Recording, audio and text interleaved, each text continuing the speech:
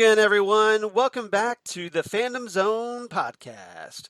I'm one of your co-hosts, Charles Skaggs, back in the Fandom Zone, ready to talk more Stargirl from DC Universe and the CW with my fellow Fandom Zoner and, hey, fellow dad, Jesse Jackson. How you doing, Jesse? Happy Father's Day. Well, thank you, Charles. Happy Father's Day to you as we record this on Father's Day. Um, we've got a little better one. I was a little down last week, not horrible, but I think the show upticked a little bit, Okay. and I'm excited to talk about this one because we had some nice reveals that I really enjoyed. And once again, I should have faith in the writers. With the exception of titles, they're doing everything correct. Okay, yeah. So speaking of the horrible titles, here at episode 181, we are going to be talking Hourman and Dr. Mid-Nite. And as Jesse's camera springs to life, I finally. just noticed that it was not turned on. So yeah, we're talking Hourman and Dr. Mid-Nite, the fifth episode of Stargirl season 1, written by Melissa Carter, who is a new to the series, and directed by David Straighten, who's directed some episodes of Agents of S.H.I.E.L.D., Star Trek Enterprise, Fringe, a particular favorite of mine, and Angel. So interesting background on that, and certainly no problem directing something like this. And so obviously in this episode we get we see Cameron Gellman as Rick Tyler, the new Hourman number 2, and Anjelika Washington as Beth Chapel, the new Dr. Mid-Nite, step into the forefront. So, Jesse, what's your general thoughts on this one? I really liked it. I liked the I liked that we had that Rick Tyler is a legacy. Right. One of the things I had expressed a concern about, and you did a little bit, I don't know Yeah. as much as I, that, one of the things we loved about Infinity Inc. and everything is that whole idea of second generations and this legacy. And to have a nice kind of surprise that Rick is, even though he had a different last name, is he is the son of, Rex Tyler, was really a nice moment. And you went, oh, that's great. And I totally get why Beth Chapel could be irritating to Yes. people. But there is a charm to her irritation that I just like. She is just, as we talked a little bit about it, she still reminds me a little bit of Rory's best friend from the Gilmore Girls. But she's just, I love her drive and her, I'm going to be part of this because I need to be part of this. And rinse repeat is just really charming. How about you? What did you think of this one? Yeah. So I was a little, a little bit thrown, not really thrown, but just, a little put off a little bit by changes to Rick Tyler because I'm a huge Rick Tyler Hourman fan. He was one of my favorite characters in Infinity Incorporated and later in Jeff Johns' JSA. And just I really like the character. So there's some tweaks in this that I'm gonna we'll talk about. But like there's some differences. This version of Rick Tyler is kind of more like a juvenile delinquent because of what happened to his parents. A little angrier than the original comics version, who hadn't lost his parents, and it was an artist instead of a car, a gearhead, and so it's a little bit of differences, but not enough to ruin it for me. And now haven't they established this guy as an artist too? Because he paint the No, that was Icicle Son.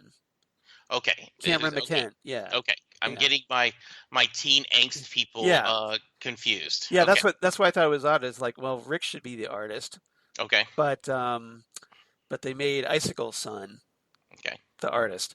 And then with Beth Chapel, there's some differences here as well. That in the comics, she was an adult, and I'll talk more about that a little bit in our trivia section. But yeah, I thought this was a for introducing two heroes at once after giving Wildcat just a single episode her by herself. That I didn't feel like it. I was worried that it would be a little too rushed with everything, but I thought the story structure for this episode worked, um, and there was a nice balance. And obviously we're going to see more once they start getting their costumes and wearing them next episode presumably. But the mystery gets furthered a little bit, and overall I thought this was a pretty good episode, pretty solid episode. Yeah, I did too. I thought the pacing was really well done. I think it worked having um, Beth kind of help drive the story, Rick reluctantly being pulled in. We get to see Courtney and Yolanda a little more bonding. They're kind of more of a. They've already started a team of two, and they're kind of, okay, we're slowly getting the Scooby Gang back together, or Yes. not together, not back together, but we're getting the Scooby Gang together, and I thought this worked well. Yeah. It just, it's essentially it's Courtney adding to her crew that she started adding to last episode with Yolanda Montez, the new Wildcat. And it's interesting what the dynamic that Rick brings to the mix because he's the only guy, at least so far, introduced into this little the like you said, the Scooby Gang or the Slayer Gang, if you will, to use a bit more of a Buffy the Vampire Slayer reference.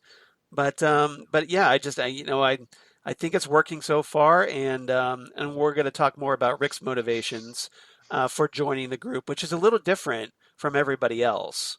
Yeah, one of the things I really have liked so far, and I know this being CW, and I'm sorry, that's not a fair statement.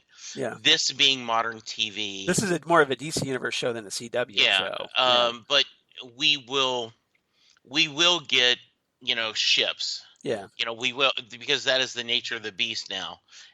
But I like so far there's very little romance teen drama. subtext, yeah, subtext at all. Right now, this is all purely trying to discover yourself and knowing what's going on. So I've enjoyed that. Yeah, I'm sure eventually that that will come into the fray because hey, this is a Greg Berlanti show, so it's going to creep in sooner or later. But hopefully later rather than sooner. We'll Yeah. see. We'll see. But although you obviously need character development as well, so we'll see how that plays out. Notable guest cast for this time. We got the return of Lou Ferrigno Jr. Yes, the son of Lou Ferrigno, the Incredible Hulk from back in the day, as Hourman, the first Hourman, Rex Tyler. Kristen Brock as Wendy Tyler, or I should say Wendy Harris Tyler, his wife and mother of Rick. Adam Alderus as Matt Harris, Wendy's brother. Boo, boo Boo. Yeah, is. exactly. And we get the vocal return of Henry Thomas, who is obviously most notable for playing Elliot in E.T. And we last saw in the pilot episode Stargirl as the original Dr. Mid-Nite. He returns here as the AI inside the original Dr. Mid-Nite's goggles, who Beth has taken to calling Chuck. And I like that. Which grates on my Oh, nerves see, I personally. don't mind that at all. I love that. I Because your also, name isn't Charles, so yes. okay, well, maybe so, Yes. yes. That's true. But as someone I've been called Jess, Yes. J, spelled Jesse, Jessie. Right. I'm sure you get that a lot. Yes. Yeah. So yes, I imagine that is a point with you that Yes. that might like no. Yeah, because especially considering, like I still think of Beth Chapel and in the comics, and I'll talk about that. Might as well go ahead and talk about this in the Sure, trivia please. section. So Beth Chapel first appeared in 1985's Infinity Incorporated number 19, and Rick Tyler turned up the next issue in issue number 20. That was his first appearance.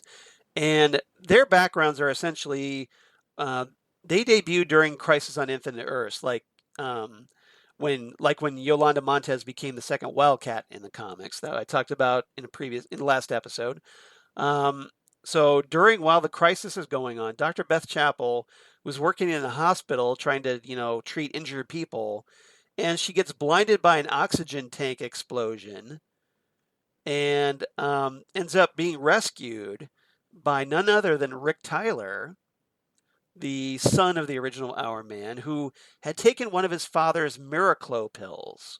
And that's another difference from the comics, is that um, Rick got his powers from taking a drug called Miraclo that his father, who was a chemist and a very successful one, had developed.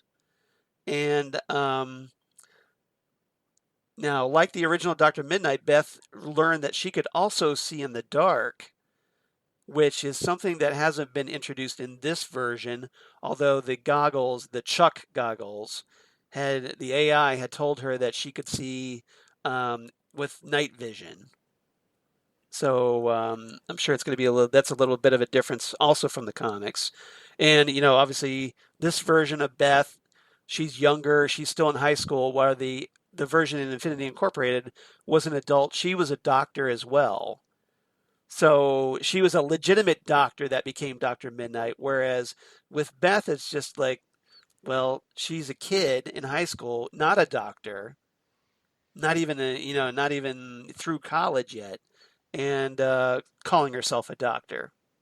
Well, she hasn't called herself a doctor yet, but But we she assume will. she will. Yeah. See, and that's it, I like this choice of being all the characters in our new Slayer gang, our new Yeah. JSA, part two, Right. The next are all generation. teenagers. They're all teenagers. Hmm. So I'm okay with that decision. I'm also okay with her not being blind. Right. And At least not yet. well, yeah. The I think that um as much as the TARDIS chooses, you know, takes the Doctor where he needs to go. As I Jesse throws out a Doctor Who reference for anyone wondering. Yes. Yes. I think that either um, subconsciously or through obviously Jeff Johns' writing, but the artifacts are choosing the right person to carry the legacy on. And why? Because I think Beth is. I don't know if anyone taking on those goggles would be able to process the information as quickly as possible and make it usable. And I think her sharpness, her intelligence, and her personality helps to make that more where she can use the goggles better. Right. Yeah. So, especially with Rick, who when he gets the hourglass, and we'll talk about this in our topics, but his hourglass is genetically predisposed to him, Yes. as we find out in the course of the series. So, if anyone the hourglass was going to work for, it would have been Rick. Yes. So, all right. So it's just kind of a nice, interesting coincidence that Courtney just kind of stumbles upon the exact guy that needs the hourglass. It, it's It's a it's fate. a, it's a bit of a is it fate, or is it just a bit of a creative hand wave? No, I think because they're setting up that this town is now. Why did why did Pat end up moving here? Yes. Well, because Well, he was tracking what Our Man was up yes, in the to. back. But Yeah. why did he did that? Because Cindy got a job there. Well, why did Cindy get a job there? I mean, so there's a lot of things that work. It's kind of um, it I don't think it too much of a hand wave, because I think that is the actual reason why this is happening, is because there is that central something going on in this city, and there everyone has been drawn there either because of their parents or because of the Injustice Society's master plan has kind of all working this out. So Okay. I'm okay with and yes, I think if you stop and try to flow the sentence structure out, you're going, okay, this is a little too much of a coincidence, but I'm buying it Yeah. for the premise that Well, you have to roll with something's it. going on there. Yeah, there is this town is not located on a hellmouth; it's on an Injustice Society black hole. Right, pretty much. Yeah, exactly. Because since the Injustice Society has kind of taken root inside Blue Valley, we'll see how that. But obviously, we'll see more of how that plays out. Four topics I want to talk about since we've already really like eager to get into this discussion already. Um, Topic number one, let's talk about Stargirl and Wildcat. Um, and just Courtney going around, obviously we've talked about how Courtney's kind of continuing her mission to hand out superhero identities to everybody she can find that's she deems the right person. And so I want to talk about that and just the continuing bond that she and Wildcat seem to have and we see them kind of working almost as partners in furthering Courtney's plan. Yeah, so and we will talk about this in a minute, that Rick doesn't want justice, he wants revenge. Right. Courtney is coming from a place of, I want justice. I want justice not only for my father, because she still is convinced that Starman is her father, though I Right. don't think she knows which Starman. Just Exactly. throwing out there Charles's theory, Yep. a reminder. Jack Knight. Um, I'm telling you, it's Jack Knight. yeah, yes. Um, the and so I think that um, and I like the bonding that Yolanda and Courtney are having. Like, oh, what did this person? No, no, no, they can't. Because she is convinced that I've got to get. And maybe she's seen too many movies, but she's seen too many heist movies, Right. right? Like this feels a little bit like that. Okay, we got to get a guy that's good on picking locks. We got to get someone who's a Right. fast driver. And we Almost got to like get almost like an Ocean's 11 kind of thing. Yes, yeah, it's so exactly. So she's like, okay, we got to pull this together. I got to get this band together so that we can go out and seek justice. Um, and and I love their kind of bonding. Um, and I'm happy that Yolanda, once she kind of pushed against her parents, she is, to mix our metaphors, all in. She has taken her chips, she's put them in the pot, and she's like, okay, I am Wildcat. I am now your partner in justice, Stargirl. Let's go make this happen. Yeah. And I find it amusing that Yolanda was um, talking to Courtney and asking her, well, like, why did you bring Beth along? Like why does Beth have these goggles? And because it just seemed like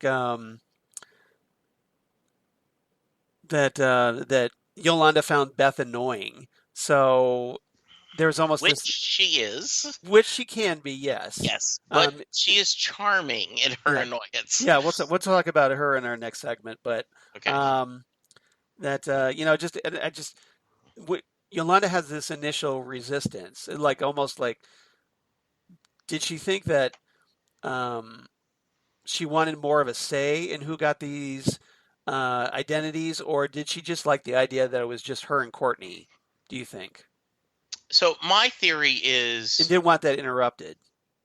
no, I don't I didn't get that vibe, though I certainly could be convinced Yeah. if someone was passionate about that feeling that it would be okay. I think this is more, um, you know, Yolanda, we've seen when she was running for student body president, was very organized, very driven, had she seems to be the kind of person that would be a planner, that would, like, okay, we're going to have a plan, we're going to execute. She would have, I've got my my project timeline. She has Right. those kind of data, and to just like, why would you pick one of the most annoying people in the world Yes.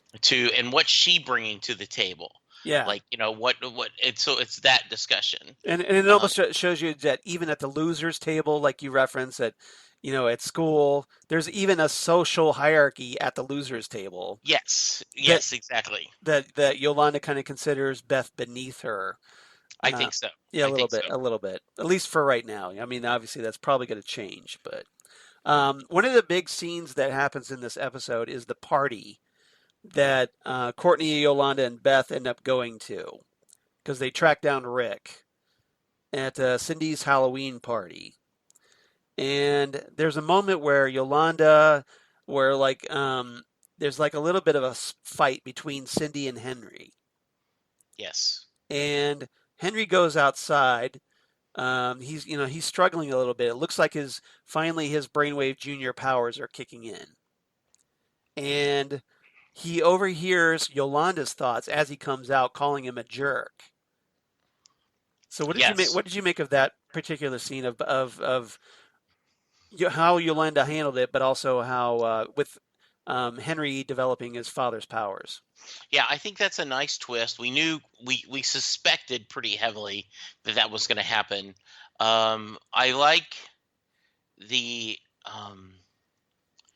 I thought that there was a little bit of the we've established um that he may not be as bad as we thought he was, Right. right? And I thought he was. Yeah. that was my argument. Yes. For his defense, you were Yes. convinced that he's a jerk Right. and he's irredeemable, Right. and I'm on the other corner going, well, Right. maybe Yeah. that's his arc that he redeems Yeah. himself. Absolutely. Um. So do you think that's going to happen because he's already having friction with Cindy? Um. Yeah. And Cindy is not a as of right now, not a very likable character. Right. She She's is not supposed to be. right, and you could make the argument, at least I would, that's a little too simplistic. Yeah. And if I have any complaints about this show, there is a little bit of a paint by the numbers kind of okay, and Cindy's the mean girl, and Right. she's the daughter of a supervillain, and she truly is, she's hideous. Yeah. And she's even She's mean to her hench yes, like girl. yeah, like Yeah. oh, how dare you How you even try to look like I do in the party? Yeah. Because Um, she calls her out for wearing the same costume. yeah, Yeah. and I thought it was a nice moment when Cindy is all about herself and her world, and Henry is an accessory to her, Right. not a person in his own. And when he brings up like, you know, am dealing with a father in the hospital, could die, hello, she has no interest. She doesn't care. She's like, what? No empathy. No Yeah. empathy at all. Like, why are you bringing this up? So I thought that was a good moment to have that, and then to um, kind of stumble across, the Yolanda thing. They have that history. Her thinking that damn's him catching up. That was some nice twist, and I enjoyed it a lot. Yeah. And then Courtney, of course, wearing that Halloween costume head, or walking around to avoid, and then she bumps into Cindy, and Cindy's just treating her, horribly, but not specifically because she knows she's Courtney. No, just because she's beneath anyone. Yeah, because she Yeah. obviously wouldn't want Courtney at her party. Yes. So obviously that's Yeah. why Courtney felt Yeah. she had to disguise Yeah. herself. Cindy, and as I make the circle, the Yes, world revolves around Cindy. Yes. exactly, exactly. But I thought it was good, and I really like Courtney's um, the way she kind of reached out to Rick, Yes. who is um, very angry, but um, Courtney's very understanding. She tries to relate to him, Yeah. and I think it's just just showing what a good-natured person Courtney is. And I think that's one of the reasons why I like this episode a little bit more than last week's. Right. Um, though after talking, I remember I raised my grade. Um, I think the Courtney feeling for him, and then Pat connecting the dots Yeah, and feeling for him as well, and kind of knowing or at least suspecting something, and then followed up on added some extra depth to the story. I thought so too. All right. Anything else about Courtney or Yolanda? No. All right, let's move on. Topic number 2. Let's talk about, hey, Hourman and Dr. Mid-Nite. Sounds like a great Hmm. episode title, Yes, right? it does. Yes. And I thought we could probably save the Pat and Matt stuff for a Okay. separate topic. Okay. Sounds good. But Hourman and Dr. Mid-Nite are new members of this new JSA, the Next Generation. Yeah. Um, make their step into the forefronts after like episodes of especially Rick being really relegated to the background.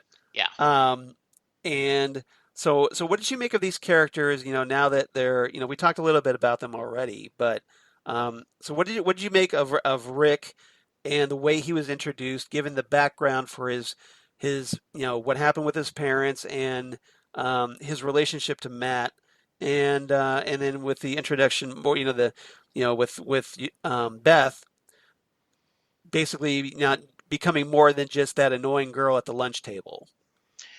So let's, if we could, I'm going to talk Rick first. Okay, go ahead. Go I ahead. really like that background. I like the idea that he's Rex's son. Right. I love the idea, and I shared with you before we hit record.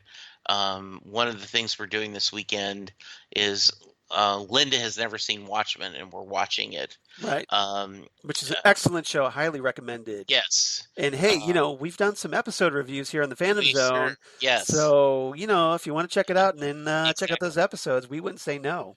Um, because this is um, it's so relevant with the Tulsa massacre happening, and Right. it's been on the news a lot. Yeah. Um, on a side note, Charles, when you're in a pandemic, it doesn't look as weird. The police officers all wearing masks. Nope. It No, just Linda says that doesn't feel weird at all. not now. Uh, yeah. But So anyway, anyway, yeah. there's that great scene. Hooded Justice parents try to sacrifice themselves to send him to freedom, to safety. And so Rex and his wife are doing the same thing here. They're like, okay, you're going to be fine.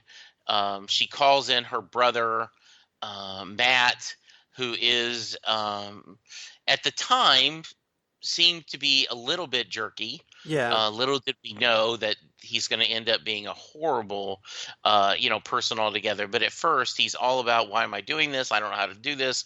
Why are you calling this? I thought this was just going to be a weekend. Now we're going to do.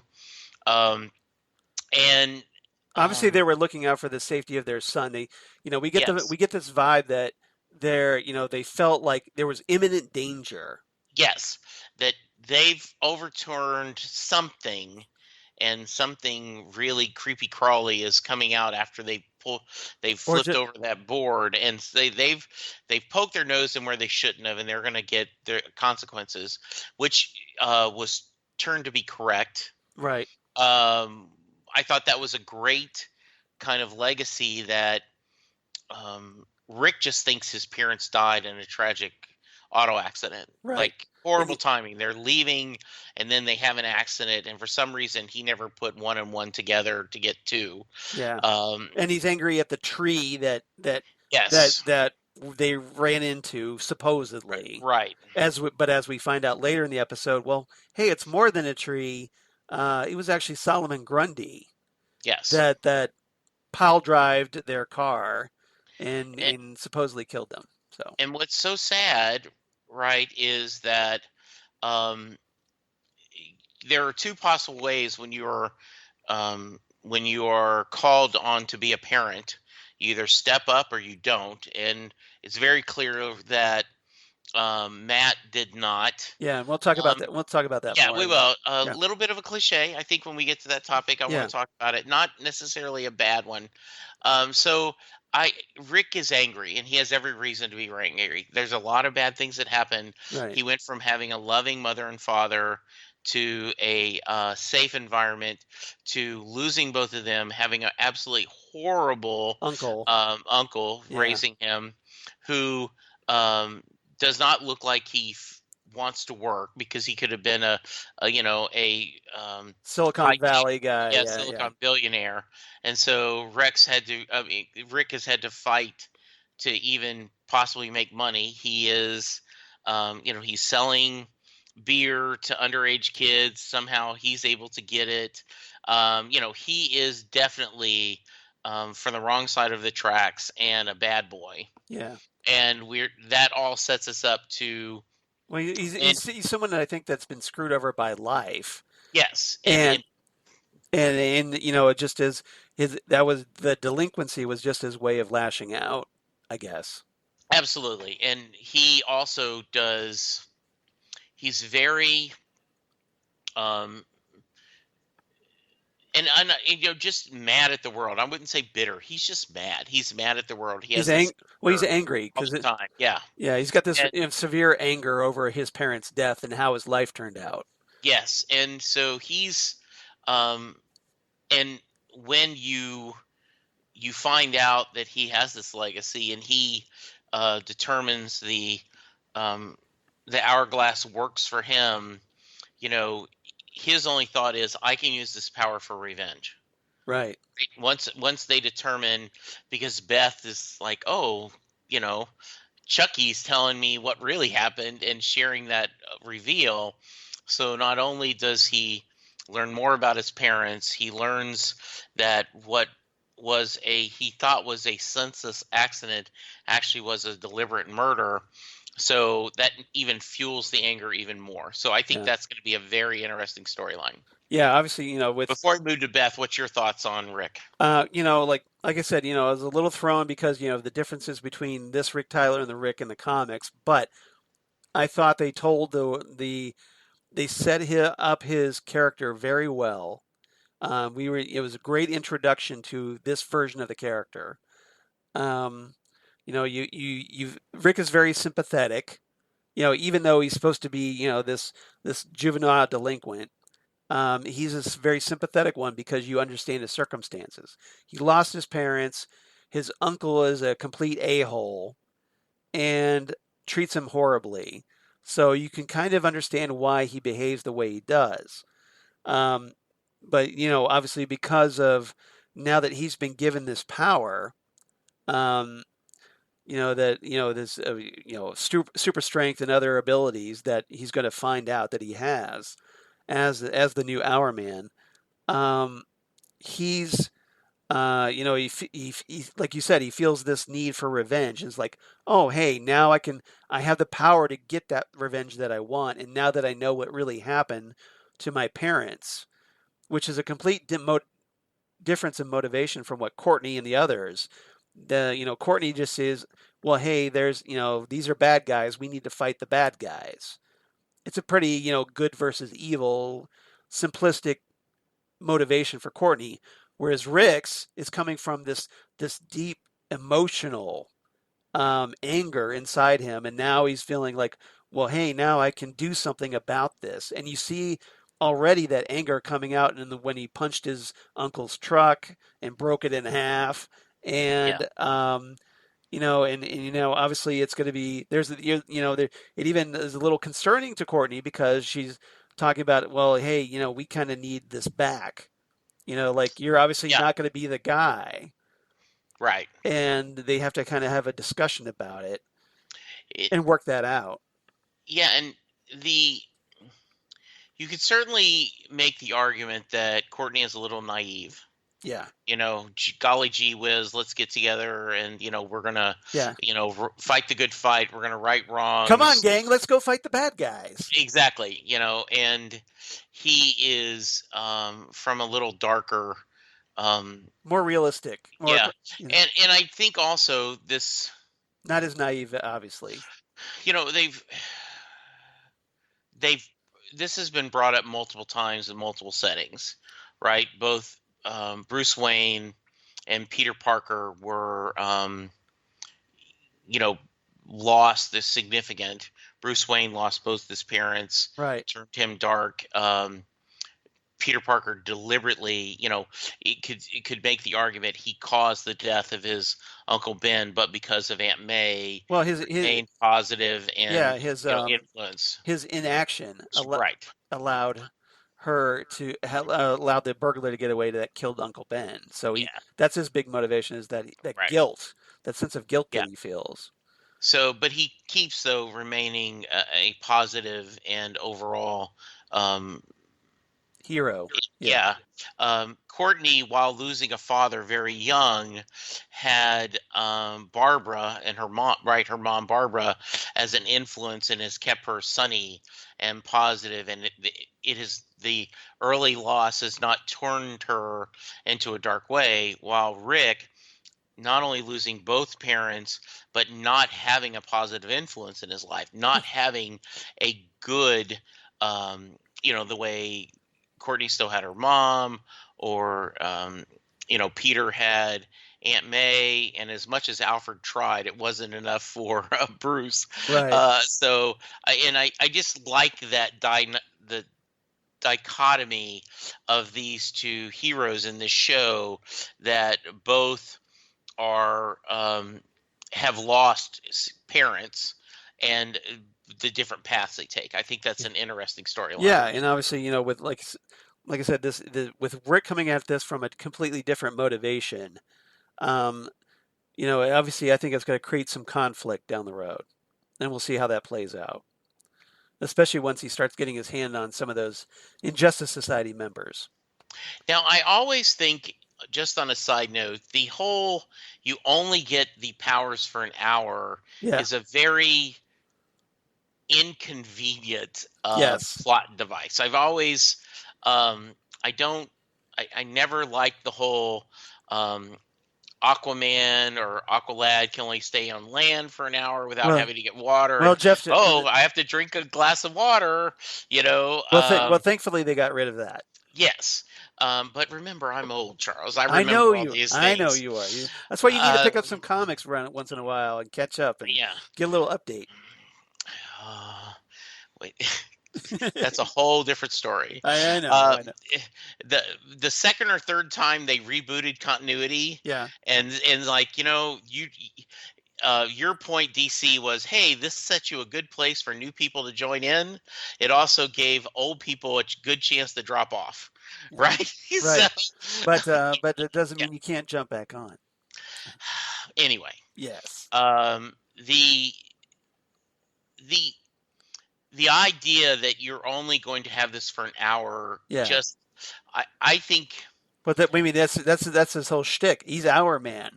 That's yes, like the name is right there in the name that yes, I only have powers for an hour.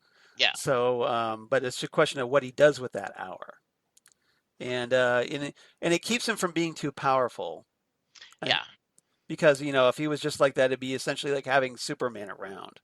right, And absolutely, I get it. I'm and just with saying, and with the confines of the show, you don't want someone that powerful. I don't think. yeah. All right, so let's talk about Beth. Yeah, let's talk about Beth. So, I love obviously, Beth.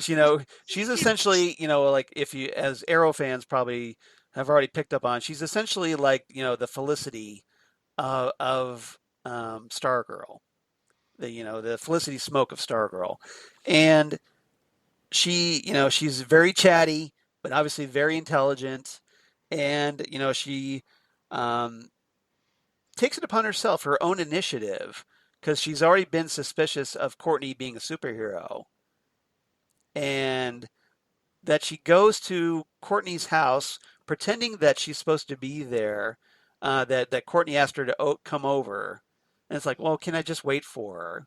And then she uses that as an excuse to go up into Courtney's room and snoop around, and that's where she comes across the Dr. Mid-Nite goggles, and she puts them on, and then that essentially sets her down that path of becoming the second Dr. Mid-Nite. and and it's so sad that Barbara is so desperate to know that Courtney has a friend. Right. Like, oh yeah, sure, come on in. It is around Halloween, which I thought was kind of a nice kind of, a nice little point that we had. We get the party, we get everything. Right. We get the bloodied pumpkins. Yeah, that this, with um Mike Dugan, yes, Courtney's stepbrother, yes, eventually, like putting all kinds of knives into pumpkins and setting them out, yeah. which I think is a really bad idea because hey, you're letting neighborhood kids get a hold of a bunch of knives. Absolutely. He wakes him up with a monster mask, and which was Yeah. uh, funny. So, I talked about this earlier in the episode. I think her personality, the optimism, the energy, the hey, I mean, she is even more The convinced. eagerness. Yeah, yes, a perfect word. Thank you, Charles. Because, like as you said, Courtney, hey, let's go solve the bad guys. Yeah. Beth is like, okay, I used to be so close to my parents, and now then they've reached the point where, like, okay, you as a teenager, you need to make other friends, you Right. need to make bonds. I do not think I'm gonna be biased as a dad, right? I do not think it's because they have gotten involved in their own work and don't have time for her, though I think that's a little bit. I think part of this is they know for her well-being and her emotional growth, she needs to get out of that protective family nest. So they're kind of pushing her, to mix my metaphors, the bird out of the nest. Yeah. Right. But she's uncomfortable with that. She's just like, hey, let's keep playing, have family game night, and I Well, love my mom she and dad. she keeps pestering them, and it's like almost like her mom is just like, okay, shouldn't you go off and find some friends and leave me alone for a little Yes. bit? Give me a little peace and Yeah. quiet. So she's so enthusiastic. She's so excited. She gets the goggles, and she immediately is able to use the data wisely, and is able to process it and work it. And so that's why I say that without, and obviously this is all convenient writing from Jeff and Melissa and the rest of the writing team, but in the scope of the world, in continuity, the goggles ended up finding the right owner. Right. And because kind of Excalibur finds the right person to be king, the goggles find the right person to be Dr. Mid-Nite, that can use the data it provides them in a smart, quick, good way. She is a perfect spark plug, kind of different. She provides a little bit of humor to the team, and just a really well um, thought out, as we're building the dynamics of an entertaining television show. She checks a couple of boxes, not only being very smart, not also being comedy relief, and also being just enough annoying that it's kind of good. You could see the even a little bit in this one episode, and we know through the rest of the season that slowly Courtney and Yolanda will grow to appreciate her skills and develop a friendship. Right. At least that's where I see it going. Yeah. What's your Well, I thoughts? mean, like I said, I see a lot of comparisons to Felicity Smoke on Arrow, with her.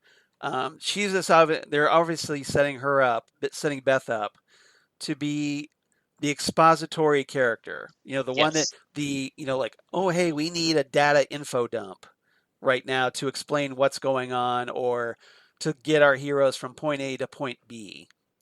And I think with Beth and the goggles with the AI that's inside them, which is completely different from the comics as well, because that there is no AI back then. Um, that it feels like that she's going to be like, well, we need, if only we had some information on X plot point, and Beth is going to be the one that provides that. She's going to be the data resource, the technical support, if you will, of the group. Yeah, this is not just the ability I can see in the dark, Right. right? So I can throw a smoke bomb, or a Yeah. blackness bomb, and Or I that can see it. I could beat up criminals while they're blinded. Yeah, Yes. Yeah. this is their. She is a portable, you know. Computer. Yeah. Yeah, and I think that's going to be good. I hope it. and they may not have time this season, but if I was writing fan fiction like in back in the day, I would be as we develop.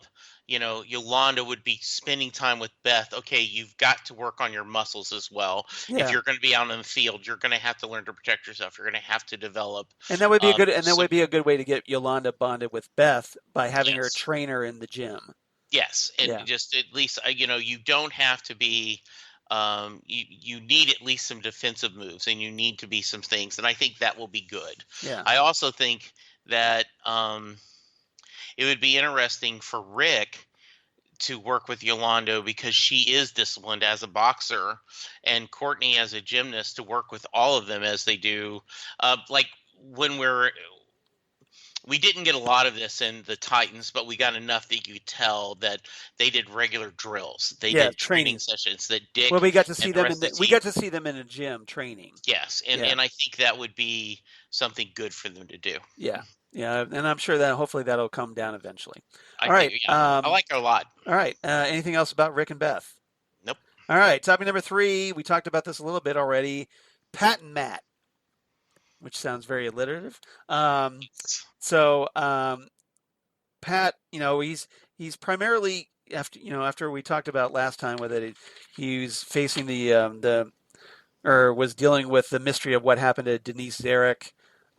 This time, um, he kind of takes an interest in Rick a little bit, because obviously Pat's a mechanic, and and Rick being a bit of a gearhead, essentially working on his father's car, and that's the connection that apparently draws Pat to Rick because Pat recognizes that car, that '66 Mustang, and it's like, well, hey, the original Hourman had a '66 Mustang that was yellow. Hmm. And so he takes a bit of an interest in Rick, and obviously, tries to reach out to him, and ultimately butts heads a little bit with Matt. So, what did you make of those interactions with Rick's horrible uncle? Yeah, and talk about a horrible uncle. Yes. Sells the guy's carburetor because they needed money. And I realized that Rex and only left $50,000, Yeah. and so that can only go so long. Yeah. Um, the though, if you truly were Yeah. have connections in the technical valley, seems like you could have taken some of that Invested investment, that. Yeah. invested in that. Yes. Um, the I I absolutely believe that Pat saw that Mustang and went, "Wait a minute, we're in Blue Valley. Right. I know that I know that Rex was car. in Blue Valley. Yeah. What are the odds that there would be, two yellow '66 six Mustangs. Mustangs in Yeah. this area?" And so makes the connection, and so kind of connects with the kid, and as Pat has mentioned multiple times, the Justice Society were his friends, and he is still, after all these years, mourning their passing. So I like this scene a lot. I like the idea that and Pat, not only because he's a father, but he's trying to be a good father to Courtney, and to see how little that Matt is even trying to do the right things ticks him off. So yeah, I thought that was a nice dynamic. He obviously, when Matt's truck is pulled in and it's something all pretzeled up, Right. um, you know, Pat's going, "Hey, Well, maybe." well, he's smart enough to recognize, like, oh, hey, this kind of looks like somebody punched it, Yes, and so he's exactly. like, something's up here. So, and the fact that, well, hey, that truck turns out to be Matt's, Yeah. obviously is an interesting. I love it. I love the fact that Pat, just reached out to Rick, Yes. and like it was even brought him a replacement carburetor. But of course, like Matt's there instead of Rick, and so just Matt, very being very Matt, decides, well, hey, just give it here and get out, get off my property, kind of thing. And I think it's, it probably brings some concern to Pat. So I'm guessing eventually, Pat's going to ask Rick to help him at the garage. I could see that. I could see that They're happening. giving him a Absolutely. job at the garage. Yeah, I could see that very much so. So we'll see how that plays out. But yeah, Matt obviously just this guy that's just bitter because, well, hey, my nephew got dumped on me, and therefore I couldn't do what I wanted to do, and now I'm stuck with you. So because of that, he's had this resentment toward Rick, and it's just, caused this animosity between them and affected Rick's development growing up. Do you feel, and I'm kind of changing the Yeah, subject, but you yeah. just mentioned about made me think of this as Rick going to work in the shop. Do you think by the end of the season is Pat going to be a little more acceptant of this JSA, the next generation? Do you think he will take on the mentor role and be a little more happy with what I don't know if he's ever happy, but he's going to accept it is what it is. Yeah, I think he will because I don't think he has a choice. I think, Right. Yeah. I think Courtney's going ahead with this whether Pat likes it or not. Yes. So I'm sure as part Courtney's concerned, Pat can just deal with it, and um, so he's going to have two choices. He's got to either be a roadblock to it, or he can help guide them. And I think he will step up and be the mentor. He'll essentially be like on Buffy, the Rupert Giles, Yes, I think so. the older person that kind of mentors the kids and Yeah. looks out for them and watches over them. Hmm. Yeah, I agree. So, and I think that's what he'll bring to the table. Yes. All right. Anything else about Pat and Matt? Can't think of anything. All right. Move on. Last topic. We can talk about this just real quickly. The gambler and the fiddler. I want to talk about because we get just a little bit more of whatever the Icicle's plan is, his Project New America or whatever it is. And apparently it involves a satellite dish. Yes. So we see the gambler meeting with this guy in a movie theater and who gives him this blueprints and talk about there's this broadcasting dish that's going to be brought into town later that night, Yeah. conveniently enough. And so later, the gambler and the fiddler, as we find out, Principal Bowen, um, they essentially steal the thing. They hijack it. And so, what did you make of that particular plot development? So first off, it was good to see, not good, but we get confirmation that indeed the fiddler is evil. I had The said, principal is yeah, evil. the Yeah, principal is evil. That yeah. there. I was a little unclear with exactly what happened at the end. I know that um, she's playing. Yeah, it kind of Um, hypnotizes the people on the right. bus. And so one of them is resistant to that, and so the fiddler pulls one of those old time derringers that an old western gambler would have had, Yeah, quick draw, right. and just shoots him. But the other one, it almost looked like he was in this dream place. Yeah. It was kind of unclear to me because I think it was just yeah, hypnotized. Yeah, but then they show it looked like he was almost in a different, like he had went into some kind of room or something. yeah. Did you know, is that in his mind that was happening, or is that supposed to be a different character? I'm thinking that was in his mind, Okay. but Okay. yeah, it was. I agree with you. It was a little vague, Yeah. but Um, and then at the same time, right, we also at the end we've got Pat staring at yeah, diaries, right, right. trying to figure out what's going on. So I it was a little unclear, the ending. I was like, okay, I wish we could have a little bit more of what was going on. But we've established that yes, somehow they needed this satellite dish. This They've is got this is it. this is part of the Yeah, plan. So yeah. we'll So see where it leads. yeah, the gambler was, playing So a presumably bad guy. they need to broadcast something. So Yes. maybe it's some kind of signal or whatever that's going to Yeah. affect the rest of the world or Yeah. the area. Who knows? But Yeah, and mind control, I mean, is her music part of this? We don't know yet. it could be. It could Yeah, be. so I mean, we continue. I think it marched at least the forward that they are an active threat. They are doing something that is no good for the world, and our pesky kids are going to have to stop it. Yep. Would have gotten away with it if it wasn't for you meddling kids. Absolutely. All right. So what's your rating for this? Or no, I'm sorry. Let's do our favorite quotes first. Mhm. So you got any favorite quotes? Yeah, I just have a couple. Okay. One of them, Courtney. Why would a villain kill another villain? And Pat, well, I mean, they're not exactly the most stable people to begin with. Right. That was a good And one.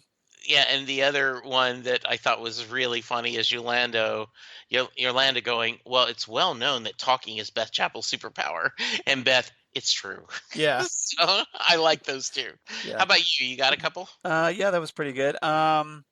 Let's see. I liked Beth with Barbara, Hmm. where Beth is kind of just prattling on. She's like, normally at this time, I'd be planning a fun evening activity to enjoy with my parents. My parents and I all love the same things, but our first hobby was ants. And Barbara's like, ants? And Beth replies, yeah, before my parents got so busy with the work, we had this huge ant farm, which is a replica of Manhattan. I voted for Paris, but Dad said our ants wouldn't understand French. Isn't that the funniest thing? Yes, that was great. That all those scenes Yeah. where she's talking like oh bubbly bubbly bubbly. Yeah. Yeah. Uh-huh. Yeah. Was good. And then let's see, Courtney talking with Beth. Um, Courtney's like, Beth, let's sit down. Look, this is all top secret. You can't tell anybody. Nobody at school, not your parents. And Beth replies, I don't really keep secrets from my parents. And Courtney goes, do you want them to die? Because that's how you'll get your parents killed. Um, Secret identities are superhero 101. They keep the people you love safe. Yeah, and I think that was interesting that she's parroting Yeah. Pat, right? Like she's like, Yeah. okay, rule number one, got that. Because remember she had said that. Yeah. Okay, secret identity, rule number one, got it. And Yeah. she understood it's perfect. So take note, writers of the Flash. I'm looking at you guys who keep to like turn around and have Barry Allen expose a secret identity like every other episode to somebody. Um, and then lastly, I like Courtney and Rick, where Courtney's they're talking about Rick's parents, and Courtney says, "Your parents. I'm betting they were killed by the same people that killed my dad." And Rick's like, "Who?" And Courtney goes, "I don't know yet, but whoever they are, they're in Blue Valley. They're the reason I'm putting this new team together, this new team to get justice for my dad, for yours, for all the JSA." And Rick goes, "I'll do it, but I don't want justice, Courtney. I want revenge." Dun Yes. dun Dun dun. dun dun. Absolutely. Yes. So I thought that was good. All right, what's your rating? Well, I like this one. Once again, I think this was they did a good job of setting up the new characters, getting to know them. We're now up to 4 members of the next gen. So I'm giving it 8.5 out of 10 Mustang carburetors. How about you? Very nice. Well, we are in sync, actually. I'm giving it 8.5 out of 10 as well, but I'm giving 8.5 out of 10 crushed party kegs.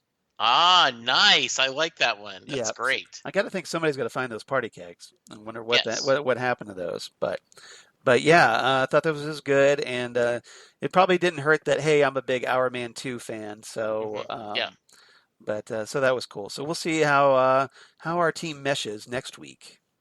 Good. Uh, So yes, I saw that Ken from Chicago tweeted that be careful what you wish for. right. Did he end up sending us an email? He actually sent us two emails, Yes. two very long emails. Now he Okay. sent one from about the Wildcat episode, Okay. which is just goes on and on and on. So apologies, Ken, because we're not going to have time to read that one. But we can go. I can go ahead and read the second one. Please do. This is his letter about Hourman and Dr. Mid-Nite. So Yay. this is Ken from Chicago writing in.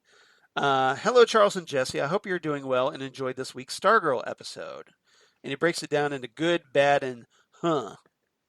So in the good section, he writes, Rick Tyler's origin. Nice to see more Blue Valley shiny, wholesome 1950s Americana veneer being stripped away to reveal its dark, seedy underbelly. Speaking of dark, seedy underbelly, that finale with the fiddler and the gambler. Noise. I don't know what it was, but more of that, please. Courtney gets firsthand experience how close everything nearly went pear-shaped when Rick just kept the hourglass. She almost created a supervillain, and technically he's still out for revenge, not justice. You might say that she still has, parentheses, although he's more likely to be more of an anti-hero. So we'll see. Yeah, he was getting really dangerously close to going full supervillain there a little bit. I agree. Yeah, and I agree. I yeah, well said. And Beth, so much more of Beth, please. I was raised by my mom and was the only child. Well, so was I, although not raised by just my mom. I was into the geeky things: science fiction, comics, computers, chess, space, overweight. All I needed was a pair of glasses to complete the geek stereotype. Although I had enough awareness to know my limitations, and my mom wasn't quite as interested in that as much as I was, but so many familiar vibes. Henry, yeah, they are really setting him up as the Steve of the show, a la Stranger Things. So, like the Steve Harrington of Stargirl. And his latent telepathy is starting to develop in emotional situations, question mark. Chuck, not since the NBC show have I enjoyed a Chuck in primetime so much. Impulsiveness, yes, common to CW superhero shows, and I usually rail against it, but these are actual teens. Of course, they'd be impulsive, not like the 20 somethings or older characters on other shows. Way to go, Stargirl. Now, the bad he talks about Rick Tyler's parents are bad, bad parents. You have everything set up for someone to take care of your kid in your absence, except talk with a potential parent. Question mark, question mark, exclamation mark, exclamation mark. So many coincidences. Beth just happens to show up when Courtney is not at home. When Courtney dropped the goggles that the dog found, the dog happened to be playing with them when Beth arrived. That happened to go back to Courtney's unlocked bedroom, despite having a nosy stepbrother with goggles that are still charged after being in the JSA bunker for a decade and respond to her voice. Well, that's a bit of a long run on sentence there. I love it though. All right. In the he says, how are the goggles still charged after a decade of just cooling it out in the JSA bunker? Well, probably the same reason the lights are still on. You know, that they're just kind of plugged in and maybe they're good to go. Yeah, I don't know if they have to be. I Right. did not get the feeling they needed to be like recharged the way Bluetooth headphones need to be. Right. I think in this case, I think they're more. Maybe they have their own Um, independent power yeah, I source. think this small little grain of nth energy, Yeah. nth metal is in there driving it. Well, if that was the case, then they'd be able to fly because that's Hawkman. Oh, okay. Yes. Um, so the JSA computers are still connected to the net and or satellites to monitor where everyone is.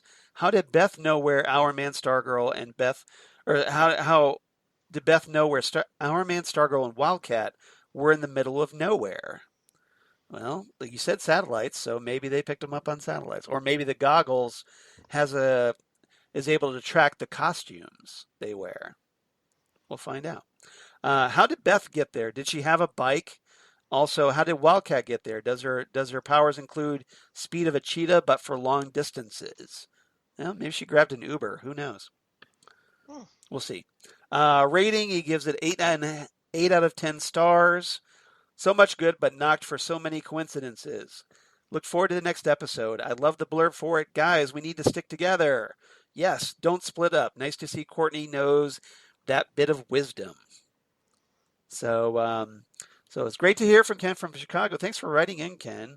Apologies for Absolutely. not reading your other email, but for the sake of time, we had to we had to leave that one go. But we did get it, and we really appreciate you writing in because Yes, and please keep it coming. yeah, yeah, please do because that's good. So if you want to be like Ken from Chicago, and hey, who doesn't? Write to us, phantomzonecast@gmail.com. That's phantomzonecast@gmail.com. Drop us a line. Let us know what you're thinking of Stargirl, what you think of our episodes, our reviews. We'd love to hear from you. Love to get feedback. So drop us a line. Or you can reach out to us on Twitter at PhantomZoneCast on Twitter, Facebook, the Phantom Zone Podcast, or Instagram at Phantom Zone Podcast. We definitely appreciate it if you'd like to follow us there.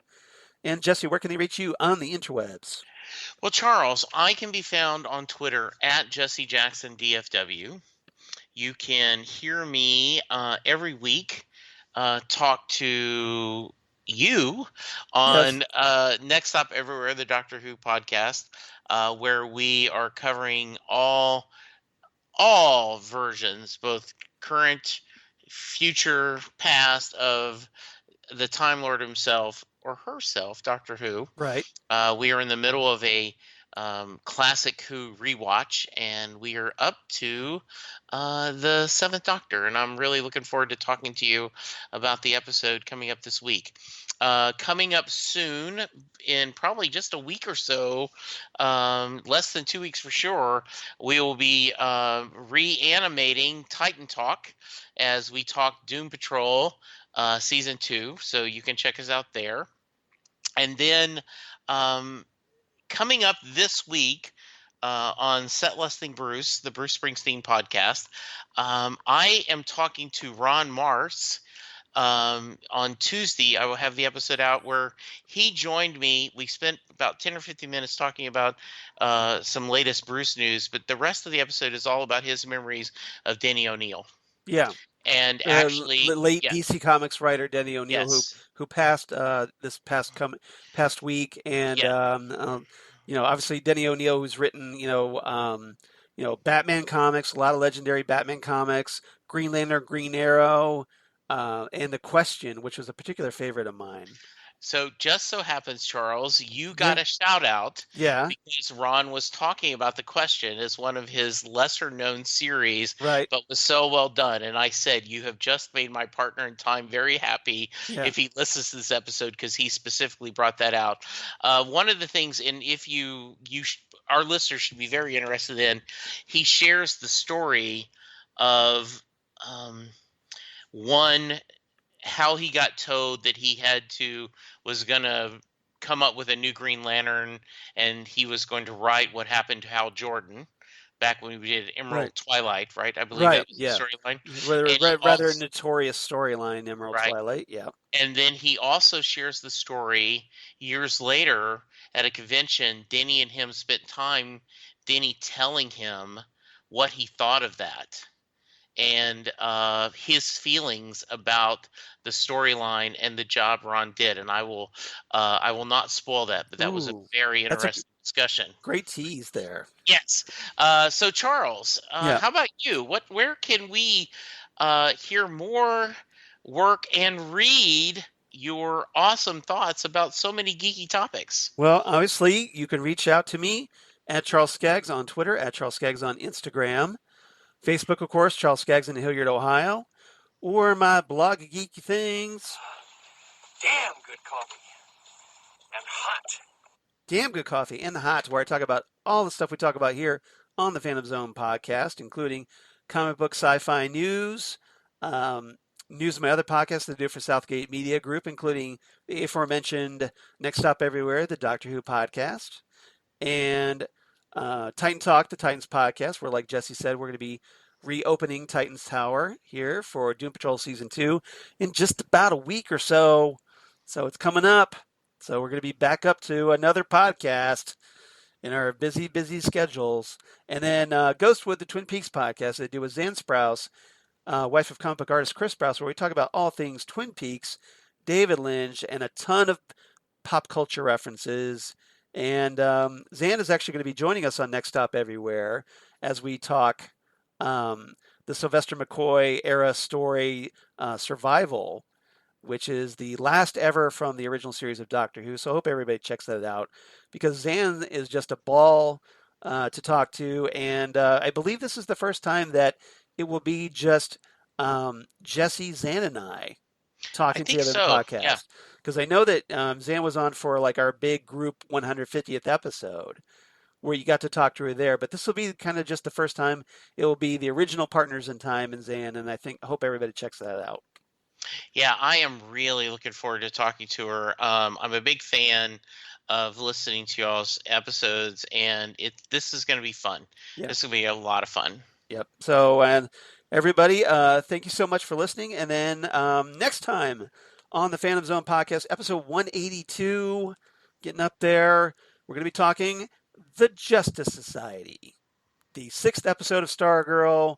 And by the early little preview clip that we got, looks like Courtney's first mission with the team doesn't work out all that great. Their inexperience, I think, is showing here, and we'll see how that plays out. So I'm going to guess that our new Justice Society gets their collective butts handed to them. We'll see how that plays out. So it should be a lot of fun to talk about. Jesse, thank you so much. Thank you, Charles. This was a lot of fun. I'm really enjoying this series. It's been fun. I'm also I'm enjoying it so much. I am like on Monday nights, if I've got time, I'm like already going to the DC app instead of just waiting for it to happen on CW Right. because I'm so eager to see it. Well, and you don't have to deal with commercials, so how great is that? Absolutely. All right, and you get it uncut. So check that out. Yeah, I'd always watch it on DC Universe. I don't watch it on CW, but I anyway, DVR it though. yeah. Oh, DVR because I want them to get the credit. oh, that's good. That's a good idea to help them get the ratings. Yeah, so that's good. So you probably should do that. But you probably have to like fast forward through it or whatever to give them the Yeah. rating for the watch. All right, so everybody, thank you again for listening.